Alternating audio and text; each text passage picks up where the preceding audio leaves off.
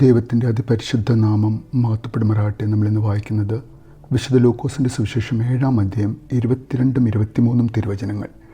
അവൻ പറഞ്ഞു, നിങ്ങൾ കാണുകയും കേൾക്കുകയും ചെയ്തതെല്ലാം ചെന്ന് യോഹന്നാനെ അറിയിക്കുക.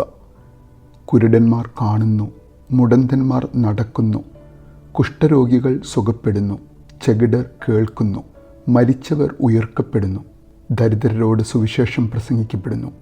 എന്നിൽ ഇടർച്ചയുണ്ടാകാത്തവൻ ഭാഗ്യവാൻ. പരിശുദ്ധ തൃത്വൈക ദൈവത്തിന് സ്തുതി. വരാനിരിക്കുന്ന മെശിഹ നീ തന്നെയോ, അതോ ഞങ്ങൾ മറ്റൊരുവിനെ കാത്തിരിക്കണമോ എന്ന സംശയവുമായി കാരാഗൃഹത്തിലുള്ള യോഹന്നാൻ അയച്ച 2 ശിഷ്യന്മാരോട് യേശു സംസാരിക്കുന്ന സമയം. നിങ്ങൾ ഈ കാണുന്നതും എന്നിൽ നിന്ന് കേൾക്കുന്നതും പോയി എൻ്റെ ചാർച്ചക്കാരനോട് യോഹന്നാനോട് അറിയിക്കുക എന്ന് പറയുന്ന യേശു. എന്താണ് യേശുവിനെ തന്നിൽ സംശയിച്ച യോഹന്നാനോട് പറയുവാനുള്ളത്?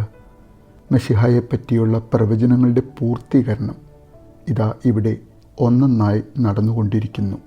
അത് ചെയ്ത് കാണിച്ചു കൊടുക്കുന്ന യേശു. യെശയ്യാ പ്രവാചകൻ്റെ പുസ്തകം 26:19 പറയുന്നത് പോലെ മരിച്ചവർ ജീവിക്കുന്ന സമയം. വിധവയായ നായനിലെ അമ്മയുടെ മകനെ മരണത്തിൽ നിന്നും ജീവിതത്തിലേക്ക് കൊണ്ടുവന്ന ആ സംഭവത്തിന് തൊട്ടു പിന്നാലെയാണ് കാരാഗൃഹത്തിൽ ചെന്ന് യോഹന്നാൻ്റെ ശിഷ്യന്മാർ നടന്ന സംഭവങ്ങളെപ്പറ്റി യോഹന്നാനോട് പറയുന്നത്. ഇതാ ഇപ്പോൾ ആ പ്രിയ ശിഷ്യന്മാരോട് യേശു തന്നെ പറയുന്നു.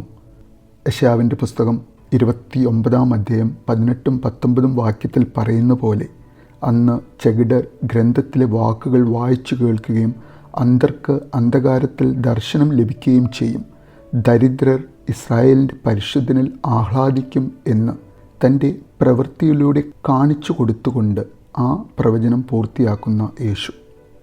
യെശയ്യാവിൻ്റെ പ്രവചന പുസ്തകം 61-ാം അധ്യായം 1-ാമത്തെ വാക്യത്തിൽ പറയുന്ന പോലെ, ദൈവമായ കർത്താവിൻ്റെ ആത്മാവുള്ളവൻ, പീഡിതരെ സദ്വാർത്ത അറിയിക്കുവാൻ അഭിഷേകം ലഭിച്ചവൻ, ഹൃദയം തകർന്നവരെ ആശ്വസിപ്പിക്കുന്നവൻ, തടവുകാർക്ക് മോചനവും ബന്ധിതർക്ക് സ്വാതന്ത്ര്യവും പ്രഖ്യാപിക്കുന്നവൻ, എന്നും വിലപിക്കുന്നവർക്ക് സമാശ്വാസം നൽകുവാൻ അയക്കപ്പെട്ടവൻ, ആ ഞാനിതാ നിങ്ങളുടെ മുന്നിൽ നിൽക്കുന്നു എന്നറിയുന്ന ക്രിസ്തു ആ 2 ശിഷ്യന്മാരോടും അവിടെ അന്ന് കൂടിയിരുന്നവരോടും ഇന്ന് നാം ഓരോരുത്തരോടും പറയുവാൻ ആഗ്രഹിക്കുന്നു, എന്നിൽ ഇടർച്ചയുണ്ടാകാത്തവൻ ഭാഗ്യവാൻ.